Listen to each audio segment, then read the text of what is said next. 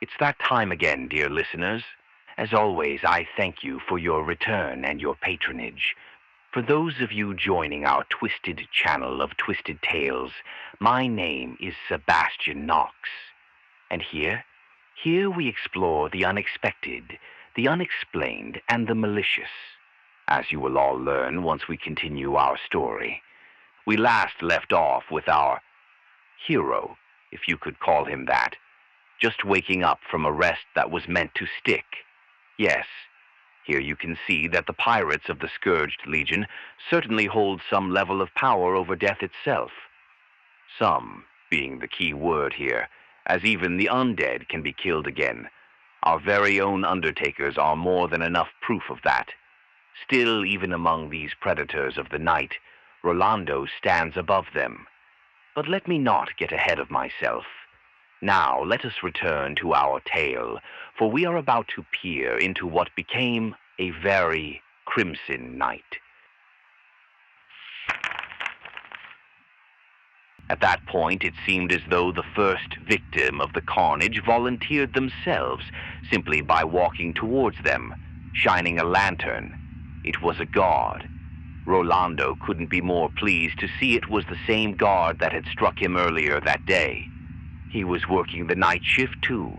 This town's militia must be short-staffed, then. Good. The crew moved with blinding speed to hide from the guard until they were ready, like a pack of wolves stalking their prey.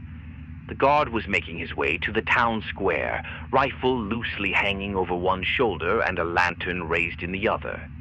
He made his way to the hanging platforms, and all color drained from his face once he shined his light over the platform and found nothing but loose ropes dancing against the wind. The guard tried to reach for a bell strapped to his belt to alert the town, but just as he'd reached towards it, he found his hand broken, and any scream he made muffled behind a hand that had not been there when he first opened his mouth. Rolando had moved with such swiftness that even he couldn't believe he'd reached the guard so quickly. His intention was merely to restrain the guard's hand, but his newfound strength was such that he didn't realize just how hard he'd squeezed it. The guard kept trying to scream, but Rolando tightened his grip against his face, his new claws sinking into the flesh. Rolando grinned as he whispered into the guard's ear, "Easy now. The lambs are trying to sleep." The guard kept panicking and struggling against Rolando's tightening grip. He tried pulling Rolando's arm away with his other hand in desperation, his fears and instinct overtaking any sense or reason. But all his efforts stopped once Rolando sank his fangs into the guard's neck. The guard tensed for a moment before going limp in Rolando's arms, no longer struggling, no longer screaming, a helpless morsel. Rolando had his fill of the guard's blood, his face drenched in the viscera of his victim. He was a shocking scene to behold, piercing red eyes behind a veil of fresh blood. After he finished draining the guard, he ended it by ripping his claws from the face of the guard, tearing his jaw from his skull, and leaving the body to fall on the dirt. Rolando satisfied both his thirst and his pride, now that this had been his first kill since awakening. The blood he drank, that taste of copper and stench that once had been so appalling, now felt more rejuvenating than any water he'd ever had, more sweeter than the finest bottle of rum. It was intoxicating. It was addictive, even. It wasn't enough. The thirst struck back just as quickly as it had been quenched. He already wanted more. He needed more. One guard would not be enough, and he felt as though he'd go feral without more. He imagined the crew must feel the same. Then this town would now be their feast. Right then, Rolando picked up the guard's rifle and sword, tossing the rifle to one mate and the sword to the other. He even got rid of the dagger he had. Instead, he looked at his blood-soaked claws with glee. Tonight, he would satiate his bloodlust with his own hands. Take to the streets, lads. Kill as many as you can quietly, then burn this town to the ground. They had their fun at our expense. It only seems fair we return the favor, right? The witching hour had long passed. Alleys dressed in fog, darkness hugged all corners tightly, and the silence, the sweet, sweet silence of a peaceful night. It would be the calm that precedes the storm they wrought. Rolando couldn't have picked a better night for a slaughter. Rolando and his crew took to the streets after his first feeding, his crimson smile still freshly wet. At first, they moved with the skill of experienced cutthroats, locks twisted and hinges lifted by subtle hands. The first few victims were truly the lucky ones. They barely stirred in their sleep before fangs found their necks, and their hearts gave way mid-beat. But even Rolando knew this wouldn't go so easily through the entire night, nor did he want it to. After all, this was meant to be a message. Fear had to be instilled. The first noise came from a topped-over lantern, shattering on the ground as one crew member fed. By the time they reached the next house, the family there had already been stirred by the noise. The silence was ruined. There was a shriek, then another, and another. Then the thundering sound of a gun being shot. Who got killed? It didn't matter. By then the town was stirring awake. A half-dressed lad stormed out of his house, ringing a bell loudly up a hill. One of the men was ready to give chase, but Rolando stopped him, his crimson eyes lit with excitement. Let him go. Let them rile themselves up. Their fear will be more satiating when we strip the hope away from them. It wasn't long before a poorly constructed militia took to the streets, weapons at the ready, and taking places around the streets. Rolando didn't make it hard for them to find him.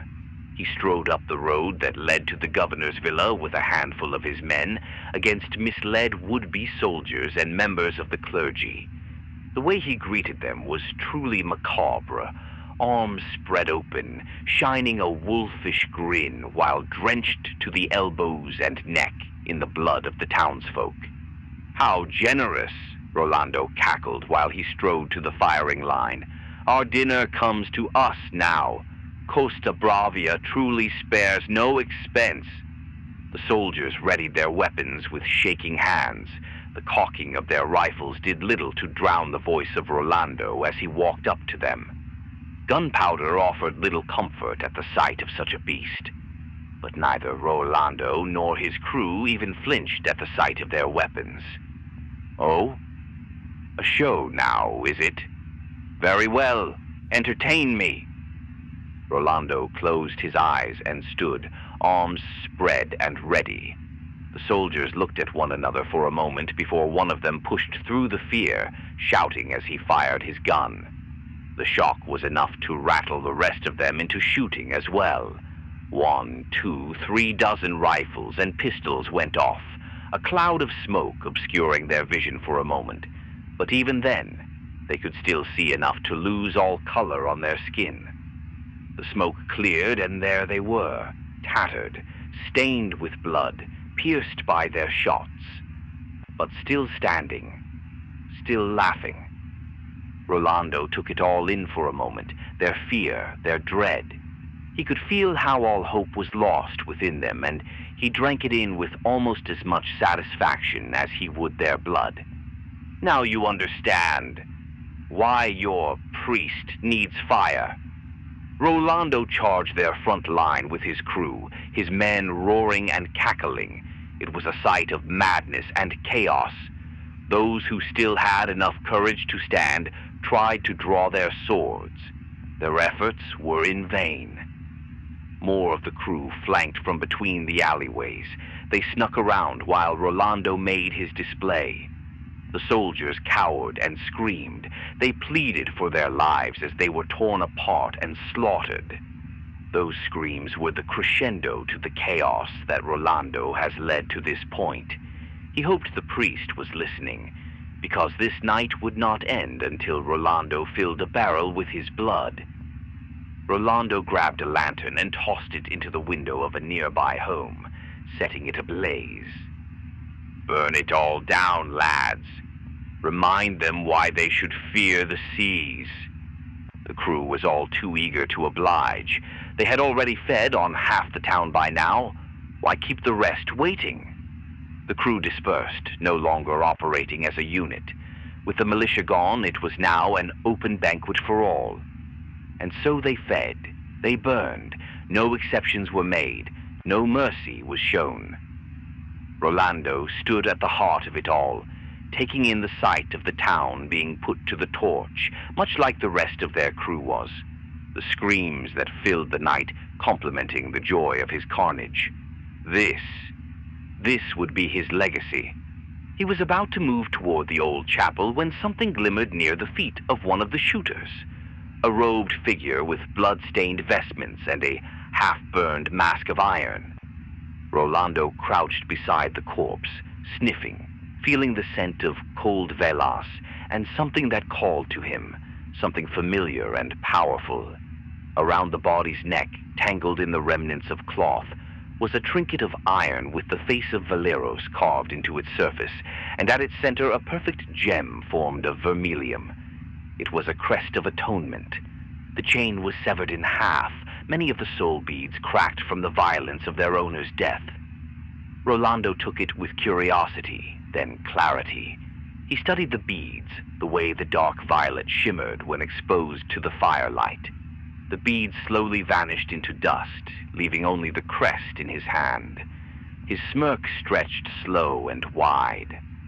How quaint, an empty reservoir, ready to be filled, he muttered. Let's see how resilient your priest's faith is. Members of the crew had made their way to Rolando, all as grisly a sight as he was, and gathered around Jean, who seemed to have intent in his eyes. I'm going after the governor. I think his villa will be ripe with plunder for our crew. You enjoy that bloated pig? Rolando took one of his claws and pierced a finger. Then he dripped a single drop of blood onto the gem of the crest. The crest began vibrating lightly, and humming in his hand, the gem started to glow, as if the crest had been revitalized. I'm going for the priest. I want to taste the blood of a holy man before the sun rises. Ooh, how exciting. You'll have to forgive me, dear listeners.